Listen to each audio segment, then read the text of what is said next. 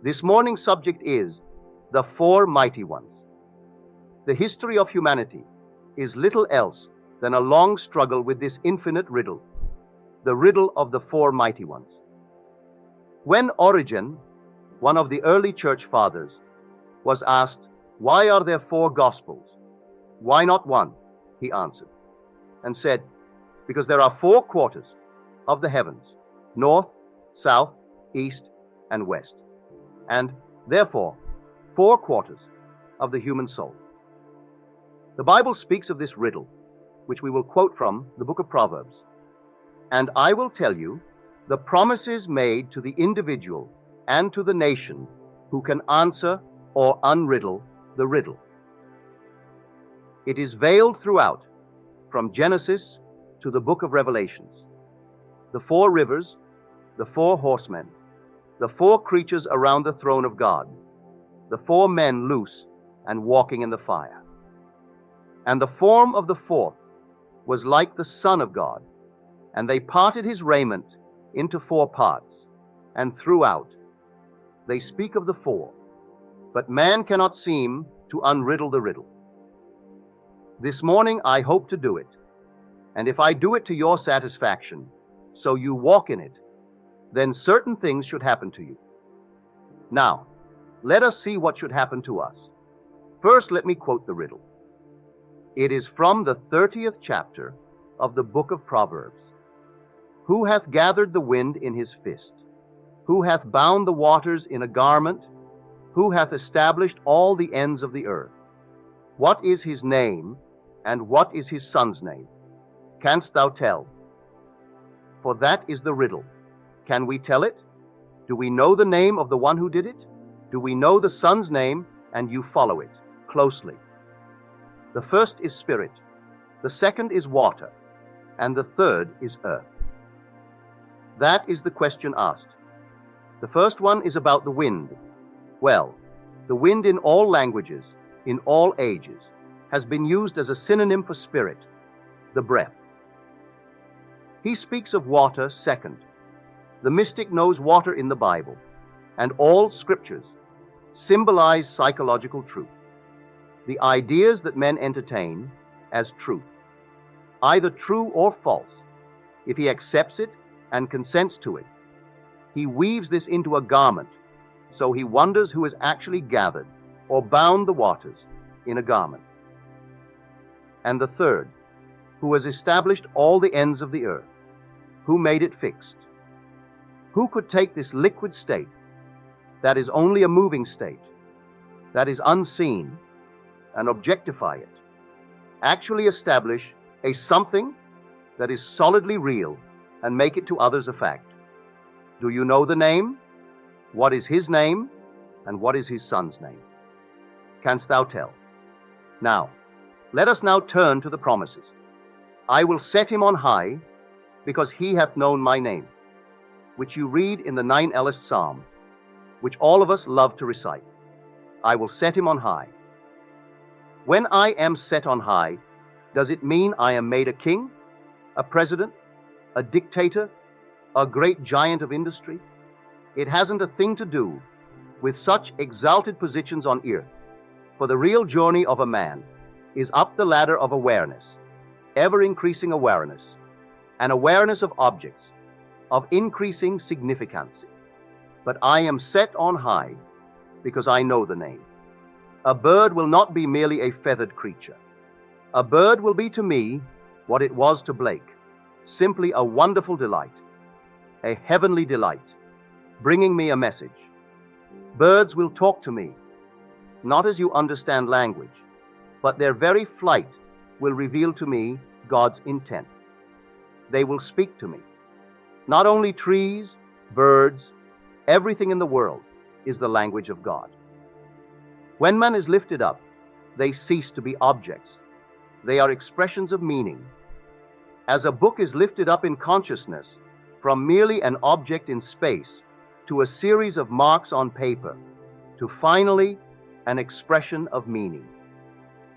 As I ascend in consciousness, I lift an object.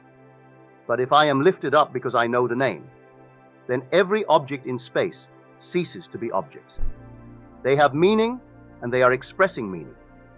So I can read the open book of God. A tree now becomes a message. Birds in flight. Why 2 and not 3? Or why 3 and not 10? Why in the form in which they did fly? There is no accident. Everything is the unfolding pages of God's book to the man who is set on high, because he knows the name. The name then becomes, we are told, a strong tower, and the righteous runneth into it and is saved. Now, let us take one more promise, and you answer whether nations know the name. If our priests and our rabbis and our leaders, who should know the name, really know the name. For this is the promise that the prophet gives us in the book of Micah. All the people will walk, everyone, in the name of his God, and we will all walk in the name of the Lord our God. And in that day, all the nations will beat their swords into plowshares, and their spears into pruning hooks, and no nation shall lift a sword against a nation, and they shall learn war no more. And the history of humanity has been the history of war and crime. And these words were penned hundreds and hundreds of years before our era, hundreds of years BC. Only the individual has found the name and become one who took his own sword and turned it into a plowshare. He escaped from the turmoil, the individual mystic, the individually awakened man or woman who found the name in the midst of the struggle. He goes in and finds a savior in the name. It is a strong tower to him, and now he goes in and he rests. He is lifted up on high, and he sees the unfolding of the time.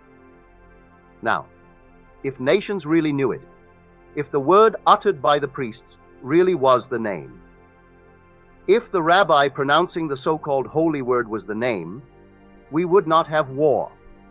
So the name as sounded by the priesthoods of the world cannot be the name. So what is the name? Let us go back now to the riddle. Who hath gathered the wind in his fist? What imagery? What is the fist? The fist is the symbol of the first letter in the great mystery name of God. The fist is Jod. Now what is a fist? The hand is the one organ of the human body that sets him completely apart from the whole of creation. So it begins the name of God. For without a hand, if I were simply an Einstein, multiplied by the nth number, I would only be a smart monkey. I could not build, I could not fashion, I could not mold, I could not create. I could have all the ideas in the world, but without a hand, I would not be a creator. So here that very first question asked is about the creative being. For the wind is spirit. I am speaking now of the creative spirit, and so it puts it into the form of a fist, who has taken it and gathered all the wind in its fist. So we find the first letter, that is, in the language of the mystic, to be aware. Can you conceive of being any place in this world and not being aware? You may not know who you are. You may not know where you are. You may suffer from total amnesia, but you can never, in eternity, not know that you are.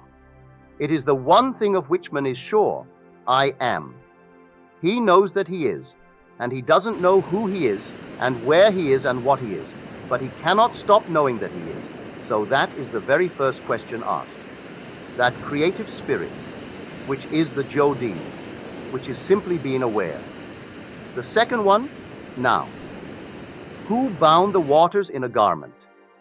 When I speak of garments in the scriptures, they symbolize what the mind wears.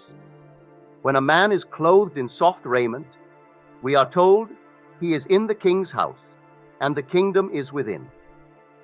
He does not have teachings concerning external life.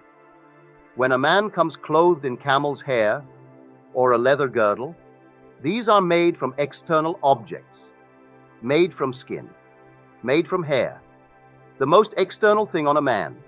So that man's teaching is represented by external things. Therefore, he speaks externally. He does not speak of the kingdom within, he speaks of the things without. That man should do. You have 2 coats. Give one to one who has not any. You have more than you can eat. Give some to one who is hungry. But when one comes wearing soft raiment, he doesn't tell you anything to do on the outside, for he is now clothed with the clothing of the king, and the king is in the kingdom, and the kingdom is within. So we speak now of a garment. A garment simply represents the intelligence of the individual, or what the individual has accepted as true.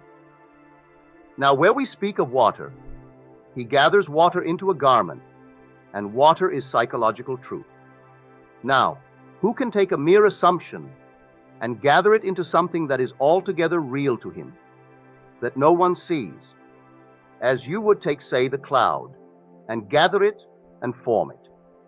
And then the third one, who can solidify it? Who has established all the ends of the earth? What is his name? Go back to the name.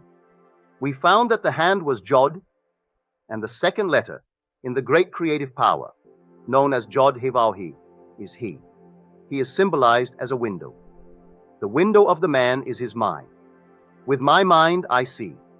With my imagination I see in fashion. So I will now gather in my imagination what I want to be in this world. So I will gather it without the aid of any external force.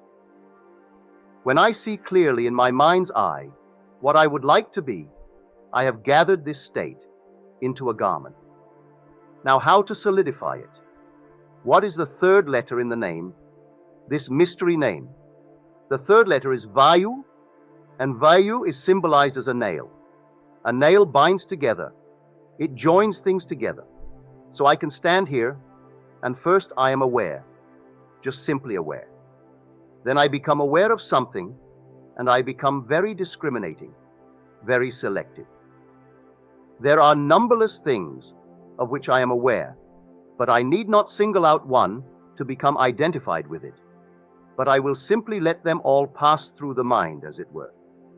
Then I will hold upon one, I will arrest one, the kind of man that I would like to be. Well, I will fashion that into a garment. The next step is now bringing it into solidity, which is the VAU. But how do I apply the name to the point where I can use the VAU in my name? I will assume that I am that man. When I walk in the assumption, I am walking in his name. We are told in this state, all will walk in the name of his God. I have found the name, found it within myself as, first, my awareness, my ability to become aware of something, my ability to become not only aware of it, but to become aware of being it. So I walk as though I am the man that I want to be. So I solidify it. And the last letter only bears witness of the internal imagery. For the last letter is another he, so there are 2 he's in the name, a Jod and a Vav. You cannot sound it. Jehovah is not the name. Roughly translated it is. I am. But you have got to tear it apart and know what you mean by I am.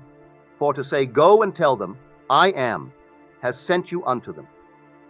When I go to Israel and they ask me who sent you, what is your thought? Just say, I am, has sent me unto you, and then complete it. And tell them, I am that I am. What does it mean? I am that? Yes, that is as it is, because I am as I am. Were I different?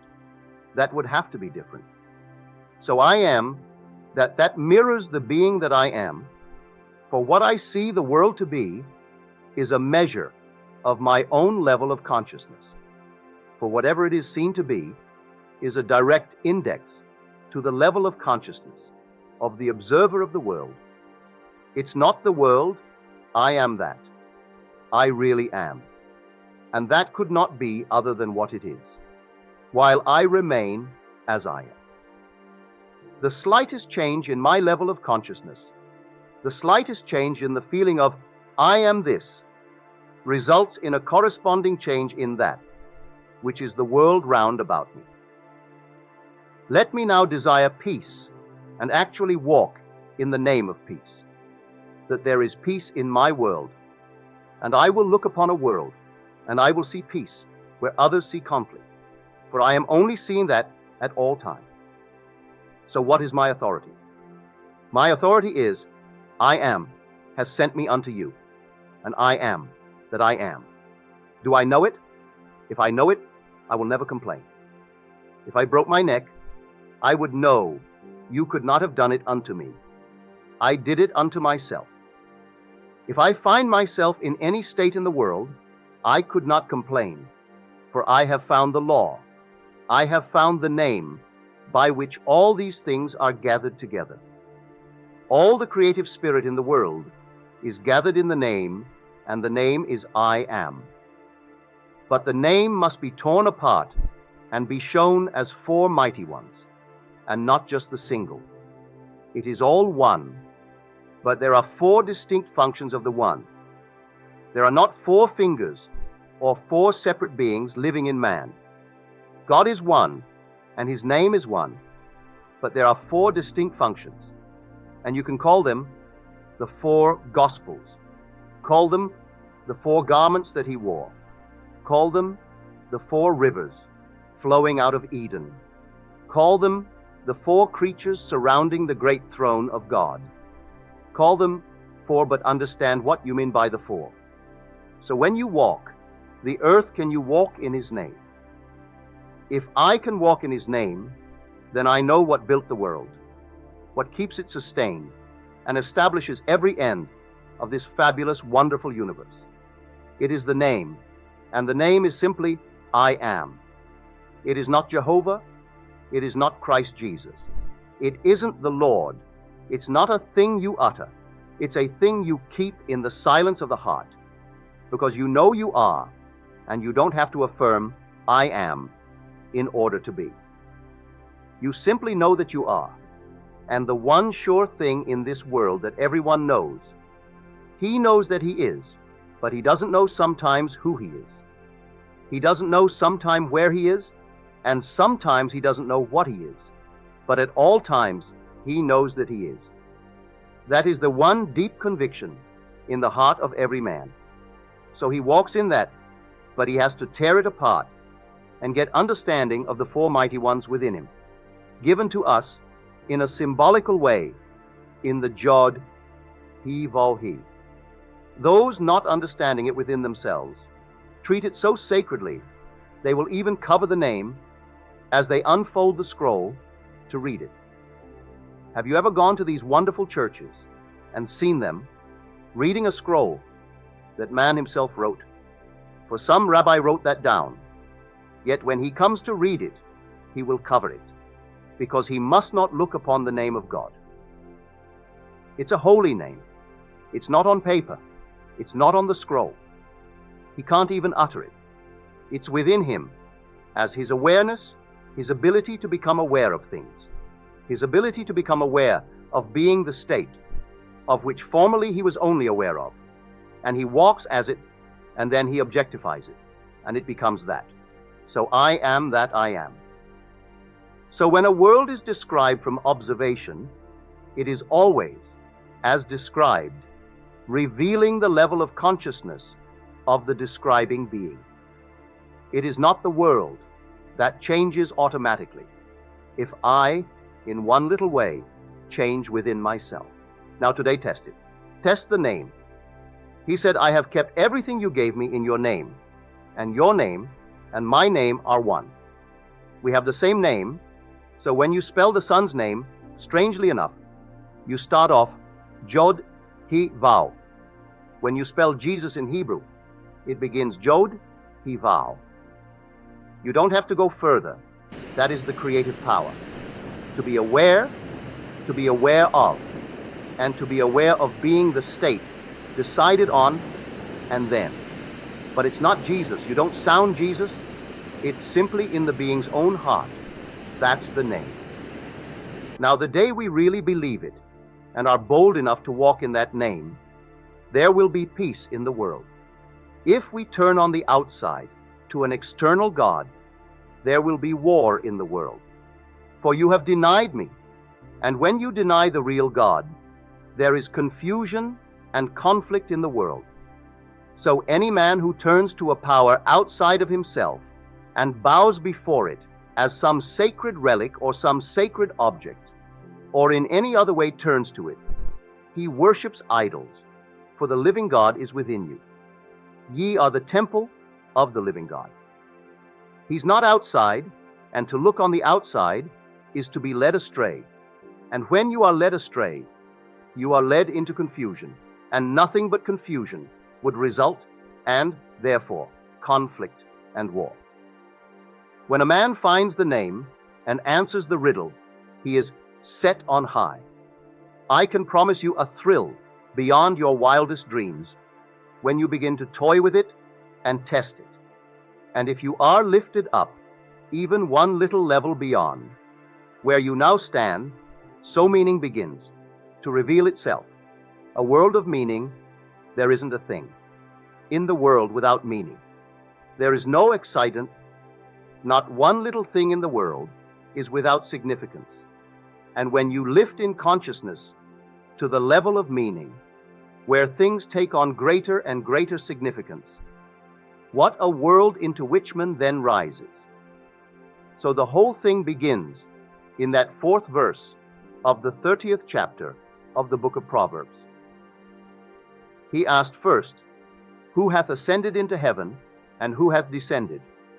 Then he puts the riddle, and the same being that descended is the one that first ascended, and the one that ascended was the one that descended. So this is the great ladder of life, the ladder of consciousness on which the individual descends, here to discover his own being, the 4 mighty ones within him.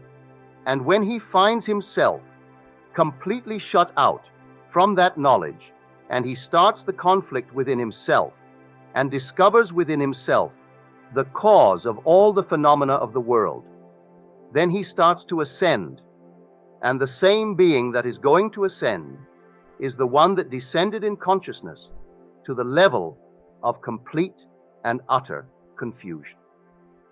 Now, today, to make it practical, as we did in the 2nd chapter of my latest book, I treated it as a drama, and the 4 mighty ones in you, play with it.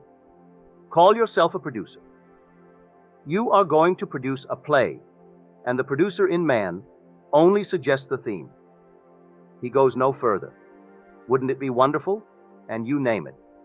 Were I, and you name it. Successful, happy, and you name a certain state.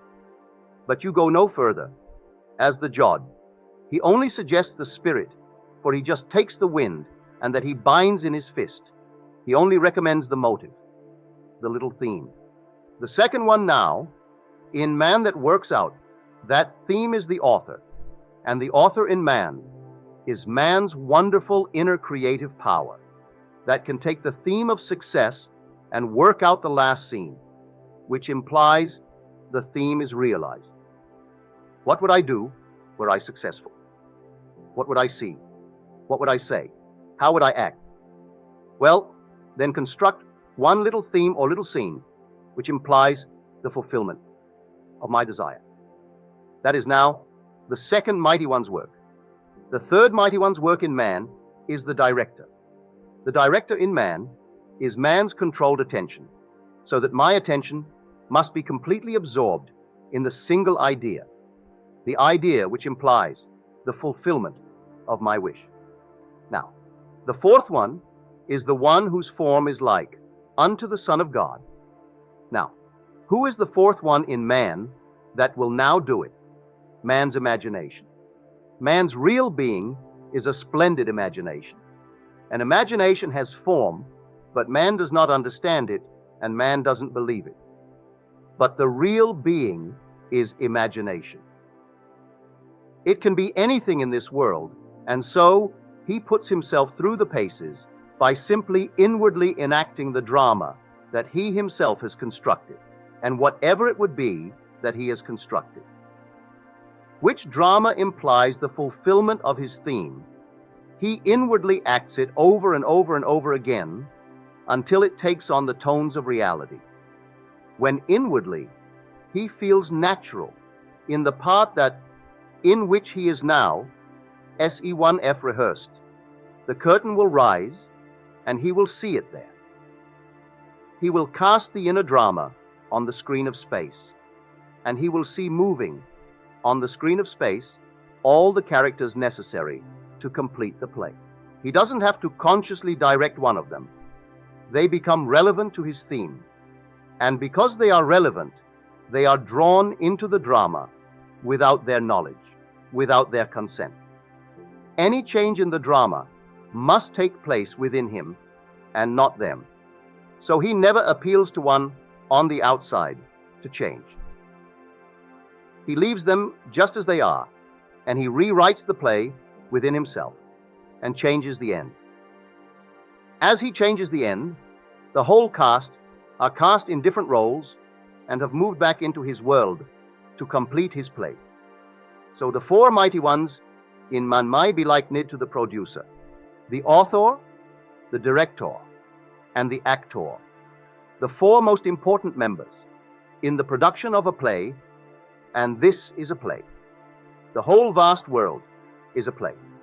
This is a stage, but this actual movement and the actual drama is not taking place out there.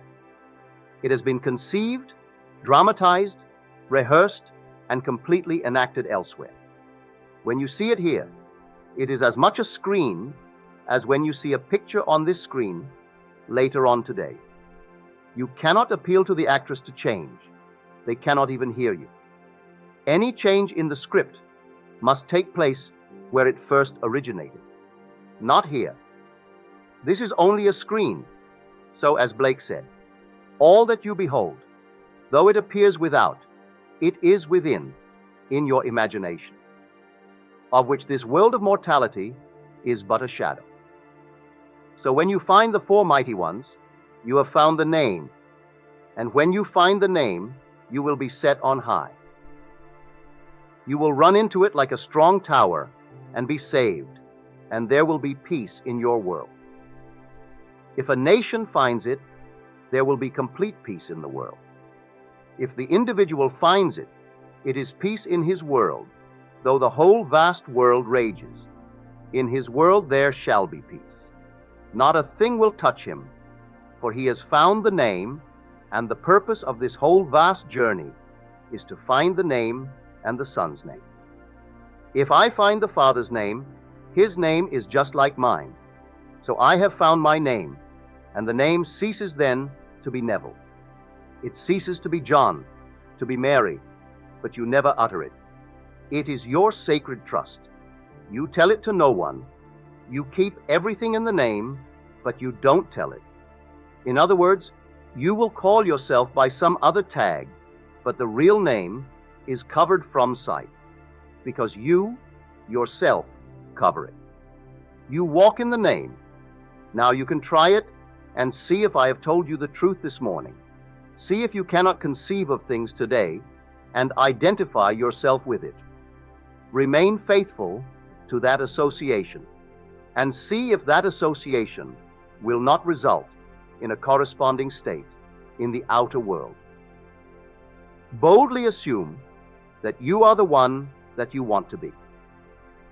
Remain faithful to the assumption and see if it will not establish itself and become hardened into fact.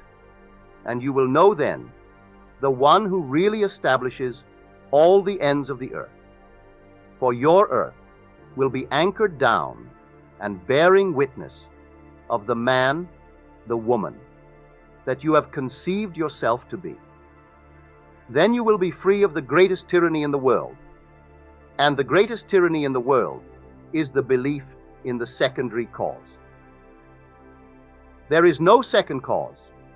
There is only first cause. And the cause of everything is the name. But when you don't know it, well then, you blame another. And I cannot conceive of a greater tyranny than the belief in a second cause. There is only one God, expressing himself as four mighty ones within the individual. So think now of your personality as something that is informed by this mighty selfhood, but informed by it in respect to its level of consciousness in varying degrees. On one level, I am informed as to the language of birds. On another level, the language of trees. And on another level, the language of the motion of clouds. Every little formed cloud is telling me something. Every little ripple is telling me something. On a certain level, the language is revealed. On a lower level, it is simply an object moving in space. Lift up the object only, any object, and it takes on increasing significance. And what a thrill when man so lifts himself that everything is talking and telling him of the kingdom within himself, that not one little thing is by accident, that the bird that seemingly is wild and simply lit in your yard, just for a moment, on its way south or north, did not by accident light. It brought a message, and every little thing in the world is telling you something when you rise in consciousness. And you rise in consciousness the day you find the name and walk in it. For I will set him on high, because he hath found my name. He knows my name. The only reason for the lifting up was the knowledge of the name. So you take this morning's drama, enact it within yourself, and see if you, yourself, cannot prove to your own satisfaction. You have found the name by changes in consciousness. Not only here, but your dreams will change. Your visions will change. Everything will change, for you have changed. And the success, or rather the change, or the cause of all change is you. No other cause. If you change, everything will change. And now my time is up.